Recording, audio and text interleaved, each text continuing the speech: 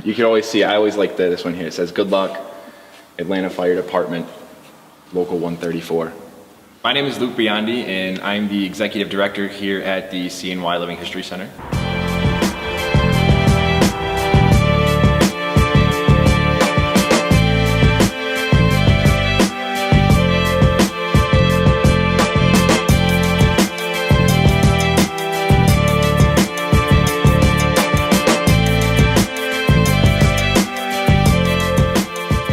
We have 3 museums here on site. We're sort of special here in Cortland County.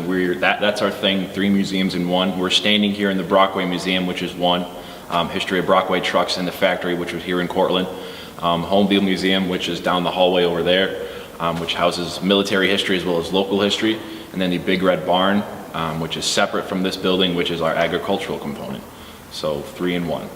But what made Brockway so special was that they didn't have a production truck. So what happened was people would call into the factory here in Cortland and tell them what they wanted, and they would build it, custom build it for those people. So a lot of people really had great feelings for their trucks, and this is a good example. This one's special because it had a trip of over 17,000 miles. It's made its way from Buenos Aires, Argentina, all the way here to Cortland County. And it's really one of the more interesting artifacts we have on display here. Really a favorite just because of the story that the 4 firemen, the bomberos, went through. Really their journey is quite amazing. They didn't think it would take them more than a few months, and it actually ended up taking them 2.5 years. And going from Buenos Aires, Argentina to Cortland is a very long trip, like 13 countries overland or something like that. Very, very rigorous trip.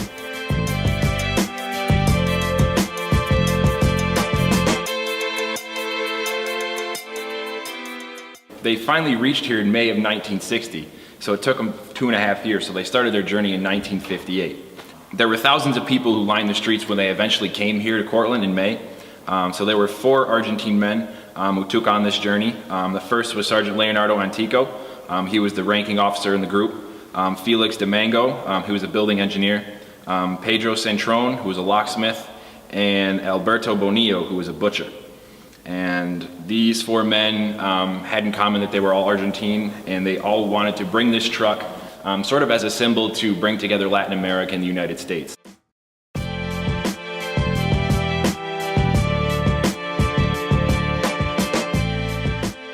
When they first started out their trip, so they started out in Buenos Aires and they went west to the Andes Mountains, which bordered Argentina and Chile. So when they were in Argentina, they had to go up the mountains and then descend their way back down into Chile. And as they're going on their way back down, the truck was so old, the brakes really couldn't handle the pressure and the heat of going down the hills the whole way. So they actually had to make periodic stops to let the brakes cool down and do minor repairs and that sort of thing. And it would take that time to hunt and fish. Since they're really in the mountains, there was lots of wildlife and stuff around them, so they would go into the forests and the streams and hunt and fish. And they only had so much money and resources, they had to conserve as much as they could. There was actually another time when they were sort of in northern Chile, just before they got into Peru, they were going along a narrow road that sort of, that was along a river, and one of their axle shafts broke for the 2nd time already on the trip, and it flung down to the gorge, which was like 2,600 feet deep. And they had to rig up a series of ropes to get the men down to the bottom. It actually took them 5 hours to find the axle shaft down at the bottom of this river. And then they had to make their way back up, and then Sergeant Antico actually retraced his steps back to the village where they were just before to get the axle shaft fixed. This ended up taking like 3-4 days total. So the 3 men stayed here with the truck while Sergeant Antico was back in town getting it fixed. And actually the mayor of the town caught word and flew Sergeant Antico back to the truck when the part was fixed. So since they didn't really have a whole lot of money, they only had $650 each, they would stay at other volunteer fire shelters to get some food and just have a place to stay for a few days. And they would sort of, I mean, they were already celebrities at this point as they were traveling at the Pacific coast in South America. Their story had been told to many people, and they were already celebrities at this point. So when they rode into town, pretty much people knew who they were, and they would give them food and shelter, and they would tell them stories along their way, what they've gone through so far. The men were so famous at the time they entered the States that Brockway actually caught wind of the story and sent a representative down to New York City to intercept the 4 men. And with all the publicity that greeted them when they made it into New York City, they actually thought that they made it to Cortland. They didn't know that they still had to go 4 hours north. Did make it here to Cortland. Brockway gave them a brand new fire truck, and they took in this one here straight up trade, no money involved. So the custom graffiti are sort of like messages of encouragement and positivity to keep the men going on their trip. So when they did stay in the other volunteer fire shelters, like I said, they were already celebrities and everyone knew what they were doing. And so they would write them these messages on the side there as they would stay over and tell them their stories. And that's all the writing you see here. They did it when they were in South America all the way in. There's Atlanta here. So they did it when they were in South America all the way up to the United States.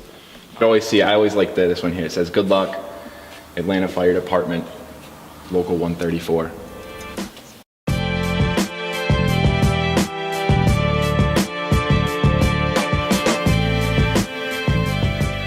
Once it came back to Cortland in 1960, it stayed with Brockway in their plant for the foreseeable future until they got shut down. And it would make its way out for parades every once and now and then, but it actually just stayed in their plant until they got shut down.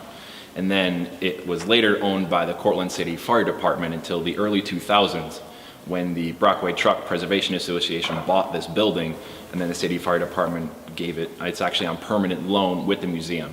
So it'll be on display for the foreseeable future with us. The El Viejo is housed on the Brockway side of the Living History Center, and admission gets you into all three museums, so Brockway plus Homeville plus Toys. And you can see this truck as well as many other artifacts, but you can also go online on our website, cnylivinghistory.org, and you can also follow us on Facebook and Instagram to find out more about this.